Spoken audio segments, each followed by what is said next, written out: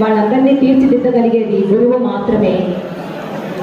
సనాతన ధర్మంలో భగవంతుడిని కూడా చూపించగలిగేది గురువు ఒక్కరే. అందుకనే మన భారతదేశం విశ్వగురుగా ఖ్యాతి చెందుతోంది. గురుపీఠాలు ఎన్నో కూడా ఇక్కడ పరిణమిల్లుతున్నాయి. అలాంటి గురు పరంపర కేవలం ఒక భారతదేశంలోనే మనం ప్రతి సంవత్సరం జరుపుకుంటాం. విద్య నేర్పిన గురువులకి, చదువు నేర్చుకున్న బడులకి, కళాశాలలకి, ఈ మట్టికి మనం రుణపడి ఉంటాం ఎప్పటికి కూడా.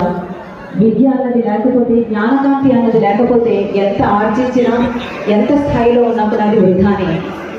అందుకంటే ఈ జ్ఞానమూర్తులు, మన దారి దీపాలు, విజ్ఞాన ధన స్వరూపాలు అందరూ కూడా ఈరోజు ఇక్కడికి వచ్చేసి విద్యార్థులను ఆశీర్వదిస్తూ, విద్యార్థులకు ఆదర్శమూర్తులుగా నిలుస్తూ వారి వారి ఘనతర వైభోగాన్ని ఈరోజు ఈ వేదిక మీద వారిని సత్కరించే సౌభాగ్యం మనకు అందిస్తున్నందుకు ఈ నిర్వాహకులు డాక్టర్ రవీంద్ర గారికి